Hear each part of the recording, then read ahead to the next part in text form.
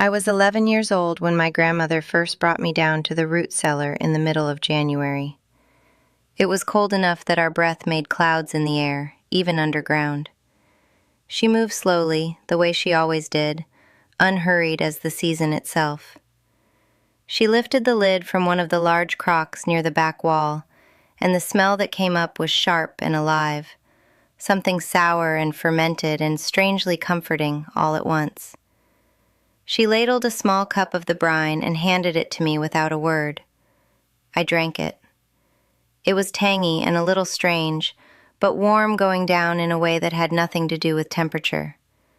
She said, and I have never forgotten this, she said, "The gut is the root of the body. Keep it quiet, and the rest will follow." I did not fully understand what she meant then. I understand it now. Winter is hard on the inside of a woman. The cold, the heaviness of the food, the long days spent indoors. It settles into the belly and slows everything down.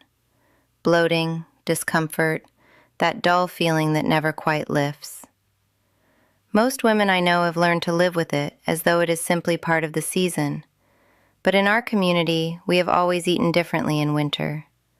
Not because anyone told us to, because the women before us figured out, over generations of quiet observation, which foods kept the body steady when the world outside went cold and still. Today I want to share those foods with you. The fermented things, the warming roots, the simple habits that kept Amish women comfortable through the long months when the garden was sleeping. And I want to tell you about one thing in particular, something we eat almost every single day in winter, that you may never have thought of as medicine. But it is. It has always been. In plain communities, we have always lived close to the land, and the land teaches you things that no book can. When doctors were a half-day's ride away, and a pharmacy was simply not part of life, women learned to read the body. They learned what each season asked of it, and winter, they understood, asked the gut to work harder. The heavy foods of winter, the stews, the stored root vegetables, the dried beans and grains.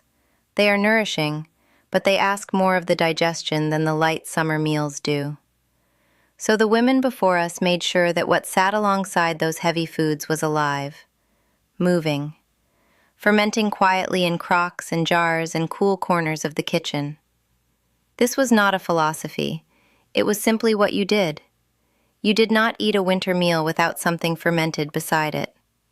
That balance, heavy and alive, warming and sharp, was so ordinary in our homes that no one gave it a name. It was just eating right for the season. My grandmother had crocks going from the first cold snap in October until the earth thawed again in March.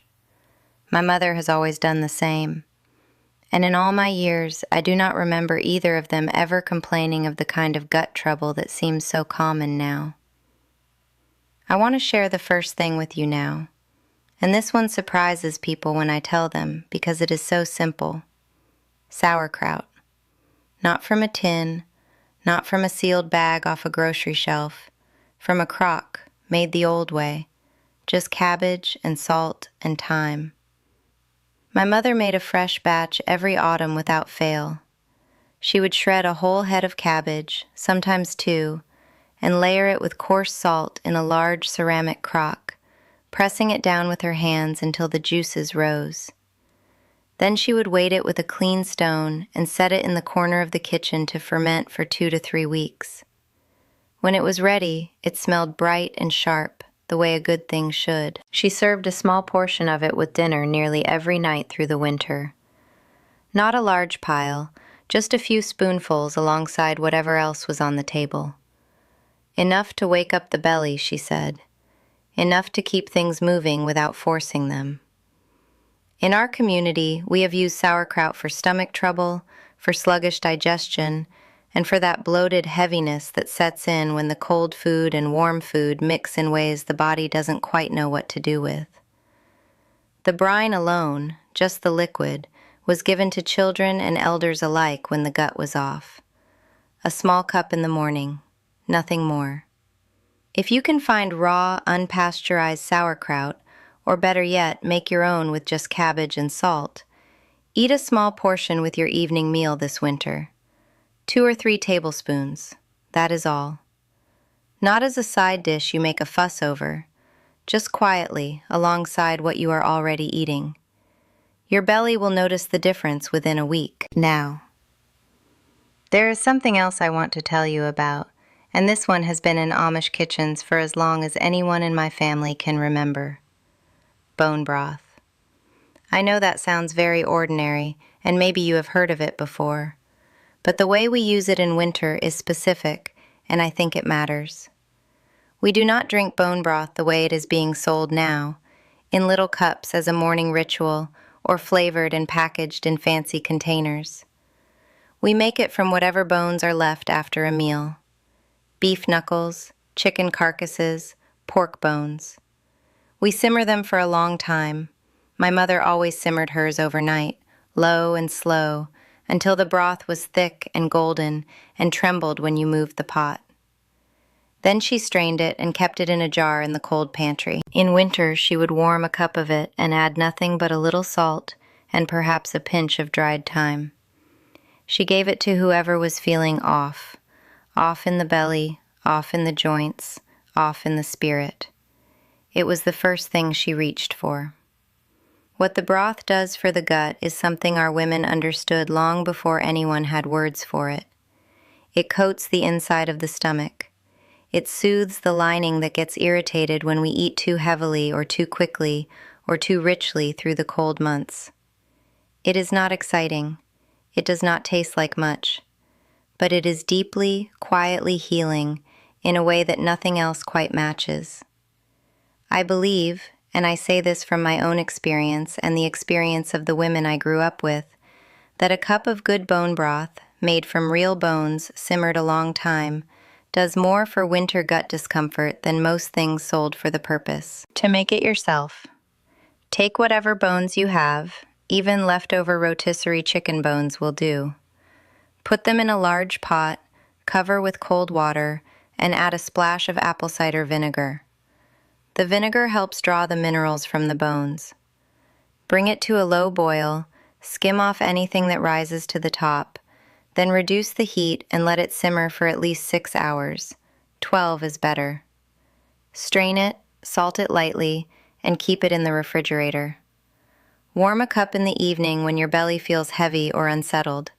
That is all. There is a third thing I want to share, and this is the one I mentioned at the beginning. The one you may not expect. Raw apple cider vinegar. Just a small amount in a glass of warm water before the evening meal. My grandmother had a bottle of it on the kitchen shelf from October through March every single year of her life.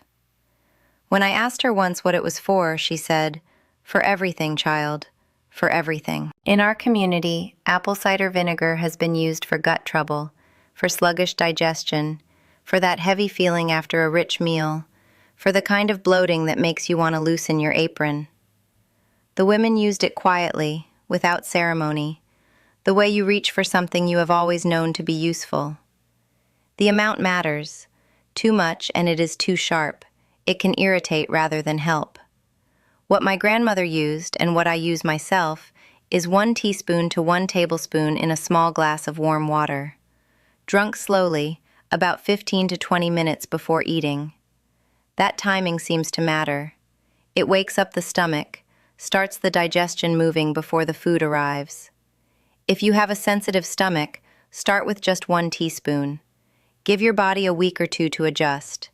You may notice less bloating after meals.